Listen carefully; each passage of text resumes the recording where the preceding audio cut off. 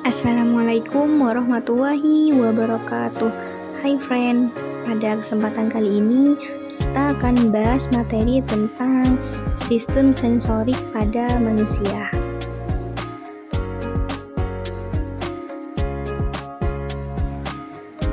Sistem sensorik pada manusia atau yang biasa kita kenal dengan panca indera merupakan sistem tubuh yang bertugas untuk menerima, memproses, atau menafsirkan rangsangan dari lingkungan sekitar.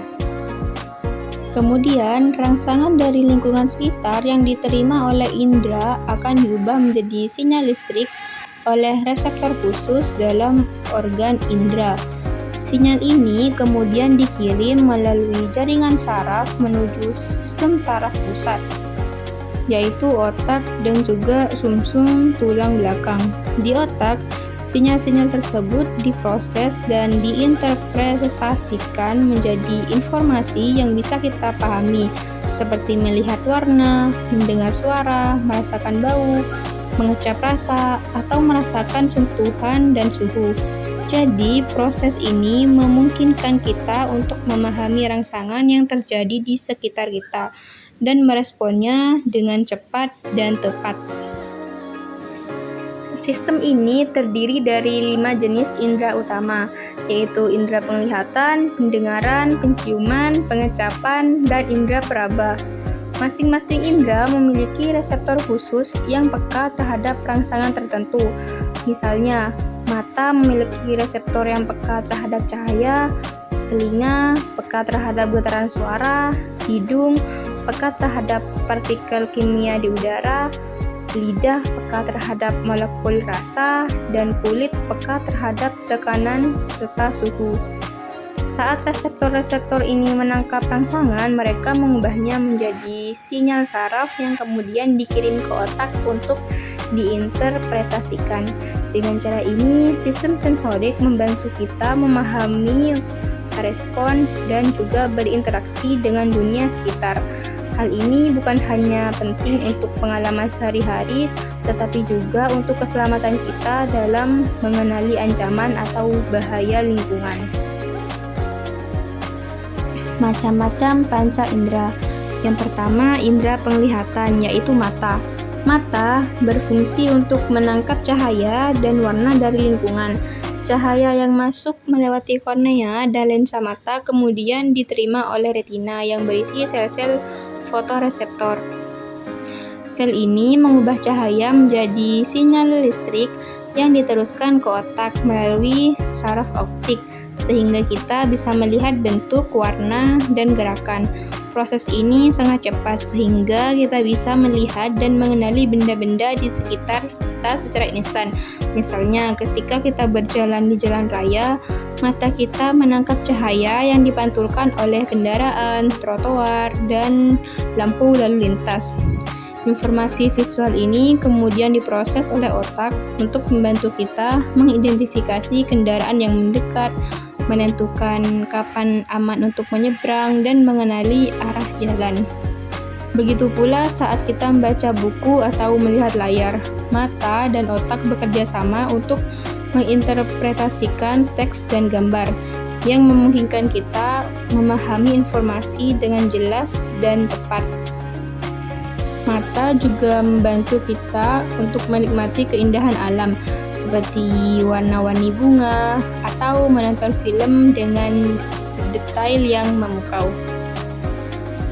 Yang kedua, indera pendengaran, yaitu telinga. Telinga berfungsi untuk mendengar suara. Gelombang suara masuk ke telinga dan menyebabkan gendang telinga bergetar. Getaran ini diteruskan ke koklea di telinga dalam. Tempat getaran diubah menjadi impuls saraf yang dikirim ke otak sehingga kita bisa mendengar. Proses ini memungkinkan kita untuk mengenali berbagai jenis suara, seperti musik, percakapan, atau suara alam.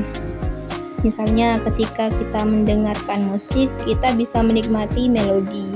Begitu pula saat kita berbicara dengan orang lain, telinga kita menangkap suara-suara yang dihasilkan oleh orang tersebut, mengubahnya menjadi sinyal saraf, dan otak kita memahami makna kata-kata yang diucapkan, sehingga kita dapat memahami, berkomunikasi secara efektif, dan memahami percakapan tersebut.